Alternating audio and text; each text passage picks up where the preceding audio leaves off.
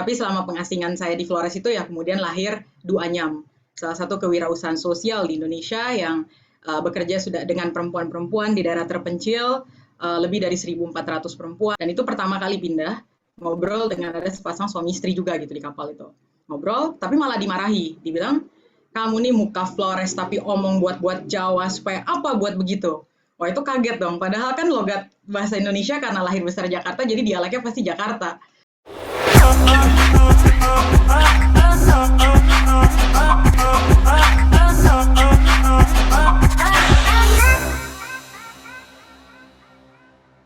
Tepat sekali. Oke, kita akan langsung mulai diskusi karena banyak sekali yang akan kita bahas. Tadi juga Bu Mega menantang bagaimana kita menghadirkan sebuah diskusi yang progresif, tidak hanya teori, inspirasi, tapi juga kita gabungkan dengan praktek. Nah, kita akan menyapa dulu, ada salah seorang perempuan hebat, seorang socialpreneur yang punya sebuah sebuah lembaga, sebuah unit usaha dan kemudian merambah ke dunia digital, co-founder dari Du Anyam. Saya sudah bersama dengan Hana Keraf saat ini, rekan saya. Halo, selamat siang, selamat sore Hana. Sore Budi, apa kabar? Baik banget, ini menarik, kita akan bicara Han saat ini. Indonesia membaca Bung Karno, khusus untuk Hana nih, Bung Karno dan rakyat. Apalagi Hana sekarang ada di Larantuka ya, di NTT ya Hana ya? Ya, work from Flores dari Januari di sini. Work from Flores. Dan apalagi kalau kita bicara Bung Karno dan rakyat, kayaknya agak susah juga kalau kita lepasin dari NTT. Karena NTT terutama Flores itu juga punya banyak kenangan dan menginspirasi Bung Karno akan gagasan-gagasan besar Bung Karno yang sampai saat ini kita nikmati gitu ya. Han, saya pengen nanya nih, tadi juga kita sudah mendengarkan pidato Bu Mega, tantangannya segala macam, ini menarik banget bagaimana kita bicara Bung Karno, rakyat, dan apa yang kemudian Hana lakukan di Du Anyam saat ini yang juga membina banyak sekali ibu-ibu yang ada di desa-desa untuk diberdayakan dengan krianya gitu ya. Kita bicara mengenai Bung Karno dan rakyat. Kita tahu selama ini Du Anyam, Hana sendiri memberdayakan para penenun-penenun khususnya kaum perempuan di desa-desa di NTT dan juga banyak daerah lain. Nah, bagaimana Hana merefleksikan nih Bung Karno dan rakyat dengan tantangan dan apa yang Hana lakukan saat ini di Du Anyam? Terima kasih Budi. Mungkin saya menyapa Ibu Mega dulu. Yang saya hormati Ibu Megawati Soekarno Putri, bangga sekali bisa hadir di sini dan bisa sharing cerita tentang pengalaman hidup singkat saya kepada Ibu. Kemudian juga Mas Arief, terima kasih sudah mengundang bersama Megawati Institute, senang sekali. Mungkin pertama-tama Budi saya memperkenalkan diri dulu kali sedikit lagi ya, tambahan. Mungkin selain dari Du Anyam, sebenarnya saya sendiri salah satu putri dari NTT. Aslinya, kalau dari tampangnya udah kelihatan ya, asli NTT, dan memang dari salah satu desa di Pulau Lembata, dari desa Lamengera. Tetapi saya sendiri memiliki privilege yang sangat besar, bisa hidup di dua dunia yang berbeda, Indonesia Barat dan Indonesia Timur gitu. Saya lahir dan besar di Jakarta, tetapi memiliki latar belakang untuk NTT itu sendiri. Dan sebenarnya kalau bicara tentang Bung Karno ya, Budi terutama, saya dari SMA, selain membaca serial Harry Potter, salah satu buku kesukaan saya itu sebenarnya adalah Bung Karno Penyambung Lidah Rakyat dan Indonesia Menggugat. Jadi itu adalah bacaan santai saya waktu SMA. Dan saya benar-benar terinspirasi dan suka sekali gitu dengan jalan hidup Bung Karno, dan juga salah satu alasan kenapa akhirnya saya memilih kembali ke Flores, tinggal di Flores dari 2012, itu juga karena penasaran dengan cerita pengasingan Bung Karno sendiri gitu di ND. Nah, saya pengen cerita sedikit juga gimana sebenarnya Bung Karno menginspirasi, kalau tadi ditanyanya gimana Bung Karno menginspirasi untuk saya bisa hidup dengan masyarakat, memilih jalan hidup ini gitu.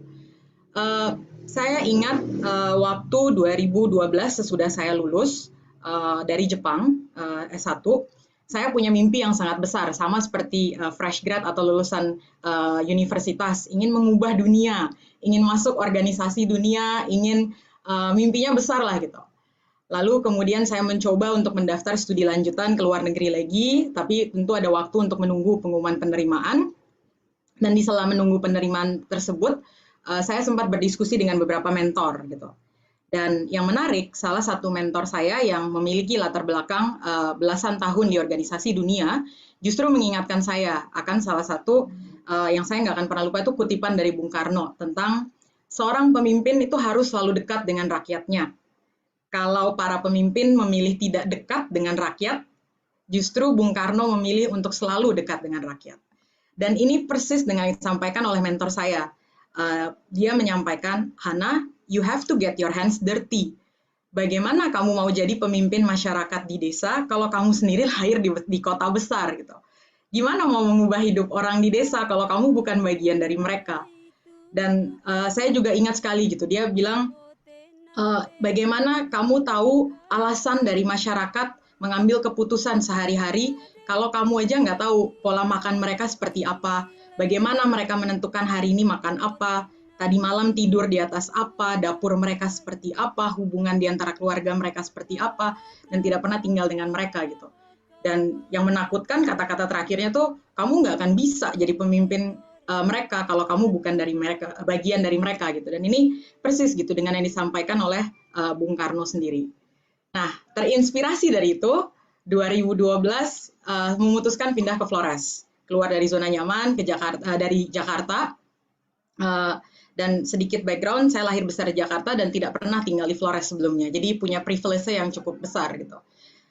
Dan keluar pengumuman penerimaan studi lanjutan, saya memutuskan untuk menunda, tapi menundanya sampai hari ini, jadi menundanya bertahun-tahun, untuk tidak melanjutkan studi dulu gitu. Memutuskan ya studinya di Flores. Lalu akhirnya saya memilih Flores. Pertama ya pasti karena tadi ingin dekat dengan masyarakat daerah terpencil, dan yang kedua kehausan juga gitu, pengen belajar bersyukur atas berbagai privilege yang saya miliki dibandingkan nona-nona Flores yang lain gitu yang saya tahu. Nah, Flores sendiri tadi mengingatkan akan pengasingan Bung Karno, di ND juga pertama kali pas datang ke rumah pengasingannya, wah itu merinding sekali melihat foto-foto beliau ketika diasingkan dan bagaimana beliau menggunakan, punya modal sosial yang begitu besar dan menggunakan seni dan kebudayaan untuk bisa diterima di masyarakat adat timur gitu. Itu kan tidak mudah ya, datang dengan latar belakang Jawa, orang asing gitu, dan dipaksa tinggal di situ. Lalu kemudian beliau juga akhirnya di tengah keasingan tersebut, beliau juga menemukan pluralisme di Indonesia dan akhirnya melahirkan Pancasila. Sedikit berbeda dengan Bung Karno, kalau Bung Karno dibuang, saya secara relawan membuang diri atau mengasingkan diri ke Flores. Kenapa mengasingkan? Karena asing dari rencana orang tua saya terhadap masa depan saya, dan juga asing dari pilihan hidup teman-teman sebaya gitu. Tapi selama pengasingan saya di Flores itu ya kemudian lahir Duanyam, salah satu kewirausahaan sosial di Indonesia yang bekerja sudah dengan perempuan-perempuan di daerah terpencil, lebih dari 1.400 perempuan. Kami bantu untuk dampingi produk-produk kerajinan tangan dan memastikan ada akses pasar gitu untuk produk-produk tersebut.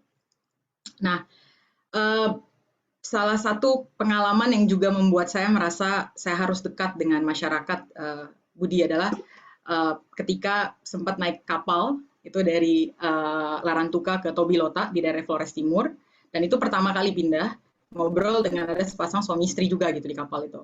Ngobrol, tapi malah dimarahi, dibilang, kamu nih muka Flores tapi omong buat-buat Jawa, supaya apa buat begitu? Wah itu kaget dong, padahal kan logat bahasa Indonesia karena lahir besar Jakarta, jadi dialeknya pasti Jakarta. Kaget sekali, dan akhirnya di situ memutuskan, oke, harus bisa tadi ini ajaran yang tadi kan, bagaimana bisa memimpin masyarakat ini kalau kemudian saya sendiri tidak bisa berbicara seperti mereka gitu. Dan akhirnya memutuskan sampai hari ini untuk bisa berbicara menggunakan, walaupun nggak bisa bahasa daerahnya, tapi menggunakan dialek tersebut gitu. Nah, lewat Duanyam ini sebenarnya adalah salah satu cara kami, saya dan teman-teman pendiri, untuk sebenarnya memanfaatkan potensi ekonomi produktif yang sebenarnya ada di desa. Jadi memang dari 2014, mungkin kurang lebih sama seperti waktu Bung Karno naik sepeda di Bandung, ketemu petani marhain. Ini juga waktu pergi ke Flores, ketemu dengan beberapa ibu-ibu dan melihat, kok menganyam itu tradisi turun-temurun ya? Ini berarti udah jadi modal kerja dong. Kok lontar tuh ada di mana-mana ya? Berarti ini juga modal kerja dong, nggak perlu dibeli lagi. Jadi sebenarnya kalau turun-temurun menganyam ini dikombinasikan dengan bahan baku, pada akhirnya bisa mendatangkan ekonomi produktif gitu buat perempuan terutama, dan terutama perempuan yang tumbuh di masyarakat yang sistemnya sangat patriarki gitu, sehingga mereka secara finansial bisa bebas mengambil keputusan untuk dirinya menggunakan uang hasil dari menganyam, uang hasil dari daun lontar yang sebenarnya adalah tanaman liar yang ada banyak di sekeliling mereka.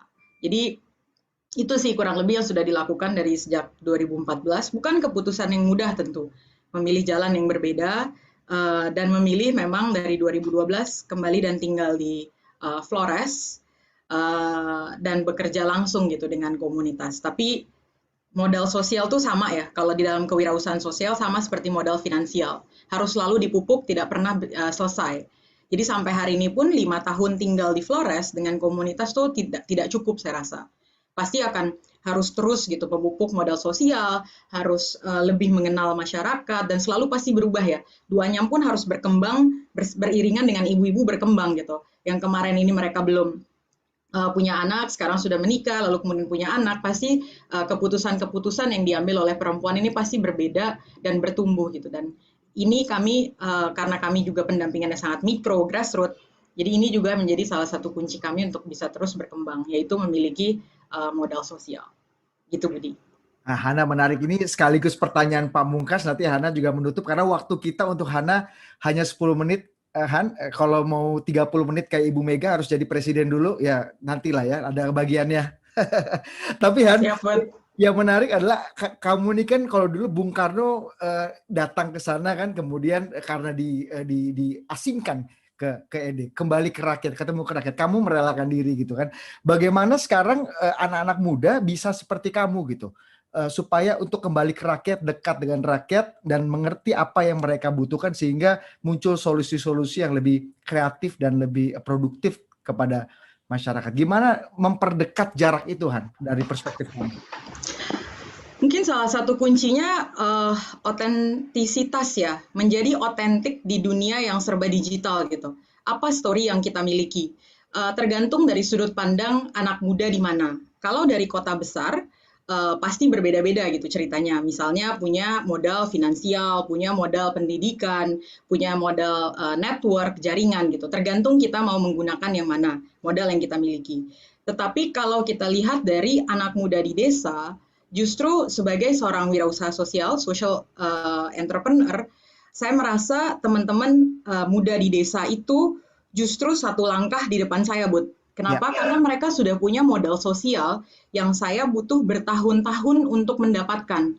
Beda dengan modal finansial. Modal finansial kan kita bikin bisnis plan, kita punya jaminan harta, aset, kita gadaikan atau kita jaminkan ke bank, dan seterusnya gitu. Ide yang kita jual. Tetapi modal sosial itu kan muncul dari rasa percaya dengan masyarakat. Bagaimana kita mengambil keputusan untuk banyak orang, tapi orang nggak mau ikut karena nggak ada rasa percaya. Atau bagaimana kita bisa memanfaatkan tadi seperti yang Bung Karno lakukan di ND gitu, ikut dalam teater, ikut dalam komunitas-komunitas adat, budaya gitu, memanfaatkan modal sosial budaya yang ada di sekitar kita.